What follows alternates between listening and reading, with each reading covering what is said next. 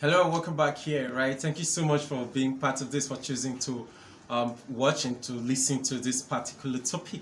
My name is El and I'm alright. I want to address the topic today, and the topic I want to address is it a sin to refuse to marry? Is it a sin for you to choose to say, I don't want to marry? Is it a sin for you to say, okay, wait, I want to remain single all my life? I would like to say this that this is my Bible, right? It's a New Living Translation, and I've used it since 2000 and since 2011, and I think I've loved it. It's one of my most loved Bibles and most loved Bible translations, and I try to always read it every time to see how I can grow more in my understanding and my daily life and relating with people, and of course in relating with God too. So I have gone through by these different studies. I have considered people's opinions. I've listened to people's discussions on this particular issue to know whether it is actually a sin for you to choose not to marry, right? Because they believe that ordinarily, okay, there are those who talk generally and they have the opinion that, see, God has designed us and God has designed life to continue to be able to run on autopilot. So ordinarily we're supposed to get married and have kids, procreate, so that our genealogy, our race continues, our species does not go into extinction, right? And all of that particular thing that people want to say regarding that. Again, some other people have said that, okay, because having kids is one of the way we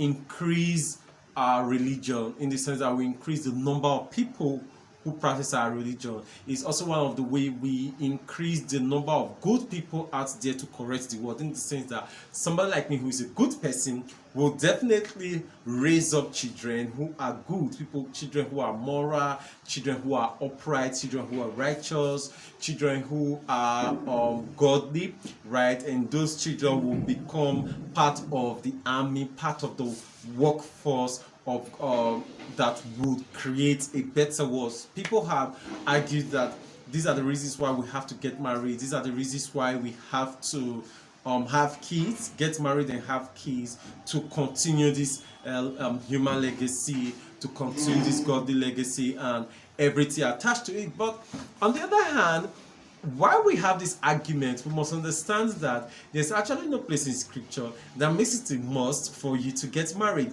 People may want to say God gave us a command in Genesis, and that is where God says, be fruitful and multiply. And so they will want to come up and say, okay, based on that command, we are supposed to multiply in our bodies, through our bodies, by having kids and keep on having kids. I remember when God told the Israelites, right, why they were in captivity, these guys were so depressed, they were so unhappy with captivity and everything they were suffering in captivity, that they told themselves they were not going to get married again. People were not wanting to get married again. People were just depressed. They just wanted to die of depression, or they wanted to go back to Israel.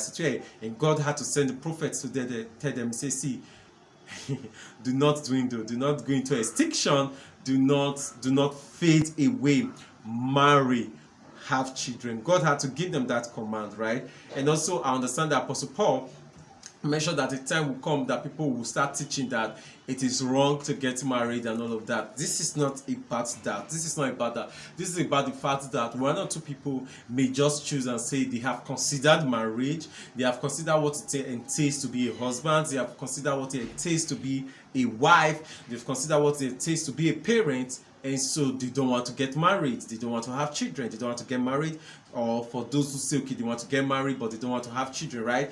I know that there's this particular understanding about it, so people may want to do that, and the rest, there are few people who may come up with this particular decision. So these are the people I'm answering today. Like, is it wrong to refuse, for you as an individual to refuse to marry, to choose not to marry? Is it a sin? It is definitely not a sin for you to choose not to get married if you have the gift of singleness. Yes, that's it, the gift of singleness. And the gift, marriage is a gift, it's a special grace. Like, every person who wants to get married, any person who chooses to get married receives a grace for that responsibility, receives a grace for that life's choice, for that life's decision.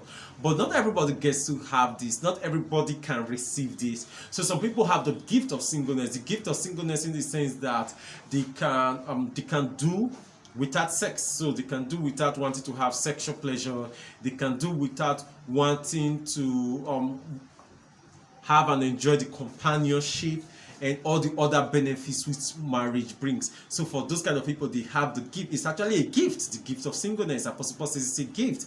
In fact, Jesus Christ says that some are made eunuchs, some are choose to be eunuchs, right? Some elect to be made eunuchs, some other persons are born. Some are born eunuchs, some are made eunuchs, some are elect to be eunuchs. Not everybody can receive these different gifts. Like marriage is also a gift in that not everybody can choose to become somebody who wants to be okay. You get it. You get it, right? Not everybody can marry. That's just it. Not everybody can marry. Not everybody can marry. And not so. If you know you cannot marry, you cannot live the life of being married, you cannot live up to the responsibility of marriage, then you should choose not to be married. Interestingly, I was discussing with my sister and my wife. We were seeing a movie, and they were talking about the different vows. Okay, you write your own vows, and my son was like, "Oh, with all the preparation the dude made for the marriage and everything, you would think that he had this very tush posh, this out of the world, this nice poetical wedding marriage vows, and he just gave these regular vows and the rest." And I said, "Yes.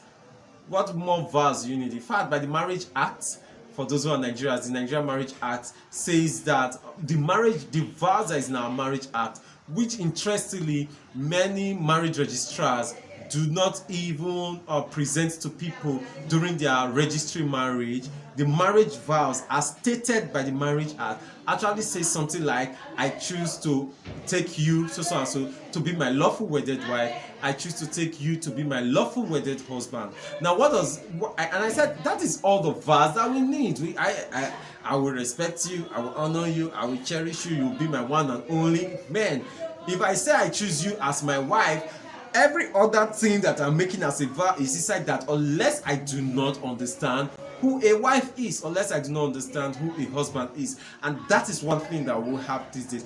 People don't understand many concepts. It's like people say genuine love, true love, I like authentic love. I'm like, hey, love is love. You don't have to qualify it. It's just love, right? And so that's why people say love is not enough. I'm like, how do you say love is not enough? Because every other thing that you say is needed is inside love. So that if I truly love you, I will do those other things. If I don't do all those other things, I don't love you. If I say I love you, then I will definitely do those other things. If I don't do those other things, then I do not love you. So there's no need of us qualifying it, right? There's literally no need. So when it comes to be a wife or it comes to be a husband, there are many things that are required. And it is even because people cannot keep up with these things that are required to be a true husband, to be a true wife.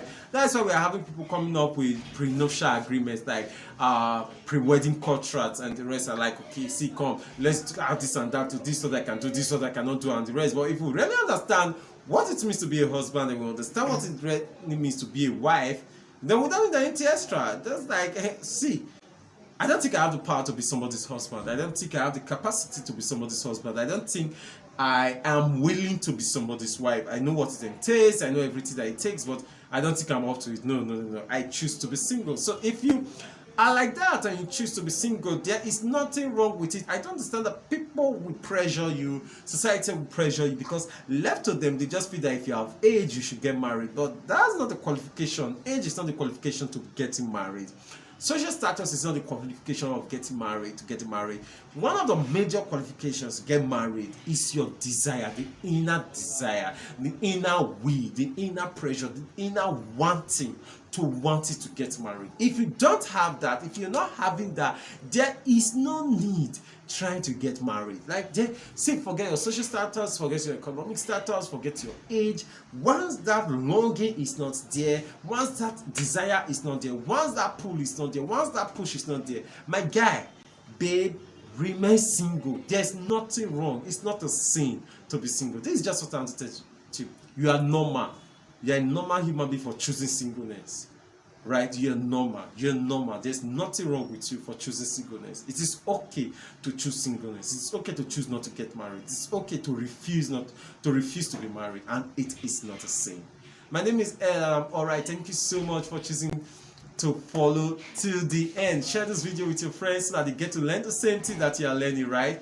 Remember to subscribe, and if you send us a message either by WhatsApp or you drop a comment in the comment section, I will be the one that will respond to you. Thank you so much.